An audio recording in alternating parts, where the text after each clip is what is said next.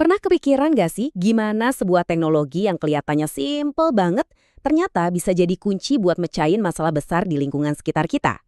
Hari ini kita bakal bedah sebuah cerita inspiratif tentang gimana satu aplikasi bisa membuka potensi ekonomi yang selama ini mungkin nggak kelihatan. Pasti pernah kan ngalamin ini? Lagi butuh banget catering buat acara mendadak, atau mungkin TV di rumah rusak butuh tukang servis. Dicari online, pusing, nggak nemu-nemu. Padahal kita yakin banget di sekitaran rumah kita tuh pasti ada yang bisa.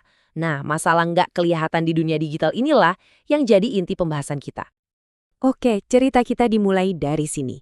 Dari sebuah tempat bernama Kecamatan Tuntang, sebuah daerah yang ternyata punya segudang potensi dan mereka menemukan cara yang super cerdas buat menyatukan semua potensi itu.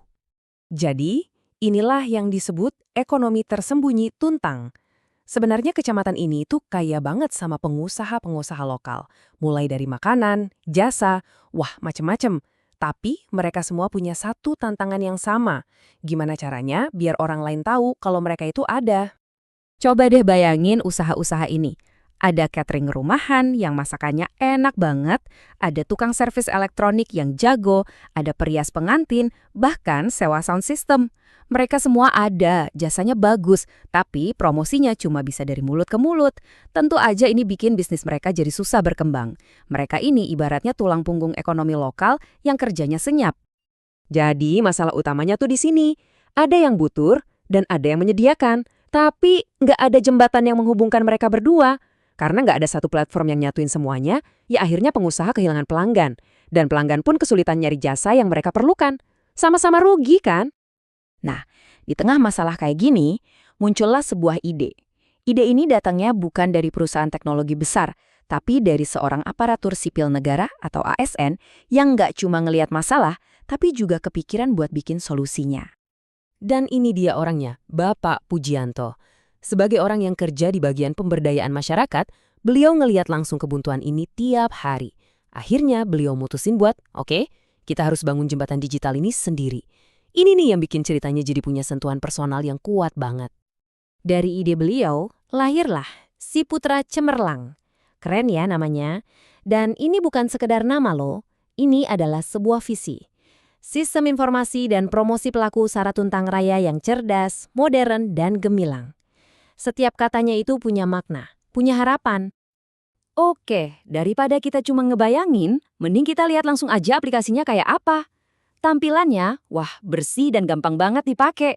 Di halaman utama, kategorinya jelas, ada kuliner, jasa, perdagangan. Pas kita cari, hasilnya langsung diurutin dari yang paling dekat. Praktis banget. Sekarang pertanyaannya, gimana caranya ide sederhana ini bisa beneran jadi aplikasi yang berfungsi dan dipakai banyak orang? Yuk kita intip proses di balik layarnya. Dan ini bagian yang menurut saya paling luar biasa. Proyek ini tuh nggak pakai anggaran gede, tapi modalnya semangat gotong royong. Inisiatornya kantor kecamatan, yang ngumpulin data para mahasiswa KKN, yang bikin aplikasinya 2 orang mahasiswa IT, dan biaya awalnya iuran pribadi. Ini bukti nyata kalau kolaborasi itu kekuatannya dahsyat. Coba deh, lihat lini masa ini. Dari rapat ide pertama sampai aplikasi ini resmi diluncurkan, itu cuma butuh waktu sebulan lebih dikit. Ini nunjukin betapa fokus dan gerak cepatnya tim yang terlibat. Keren banget kan? Nah, hal yang paling penting dari sebuah inovasi itu kan dampaknya.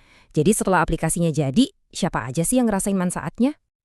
Dampaknya ini benar-benar jadi win-win solution buat semua pihak. Buat para pengusaha, pasar mereka jadi jauh lebih luas. Biaya promosi juga jadi murah. Buat masyarakat umum, nyari apa-apa jadi gampang banget. Buat pemerintah, mereka jadi punya data akurat buat bikin kebijakan. Dan bahkan buat investor, ini jadi kayak peta harta karun potensi ekonomi. Semuanya diuntungkan. Dan efek dominonya nggak berhenti di situ loh. Aplikasi ini bahkan bisa menciptakan lapangan kerja baru. Bayangin aja, bisa muncul layanan kurir atau ojek khusus di desa itu buat ngantarin pesanan-pesanan yang ada di aplikasi. Ini kan benar-benar menciptakan ekonomi baru yang nyata. Kisah dari Tuntang ini lebih dari sekedar cerita sukses lokal. Ini bisa banget jadi sebuah model, sebuah cetak biru yang penting. Mari kita lihat gambaran besarnya. Pernyataan ini benar-benar kena. Artinya, masalah yang diselesaikan di Tuntang ini bukan masalah yang aneh atau unik. Ini adalah masalah yang hampir semua daerah di Indonesia hadapi. Jadi, solusi yang mereka buat ini punya potensi besar untuk ditiru di tempat lain. Lihat deh banner promosi ini. Kode QR itu bukan cuma sekedar kode buat download. Itu adalah simbol, sebuah gerbang masuk menuju seluruh ekosistem ekonomi di sebuah komunitas. Cukup sekali scan, kita bisa membuka pintu ke ratusan usaha lokal. Dan sebagai penutup, saya mau ninggalin satu pertanyaan buat kita semua. Cerita dari Tuntang ini ngajarin kita kalau solusi hebat itu nggak harus datang dari modal yang hebat juga.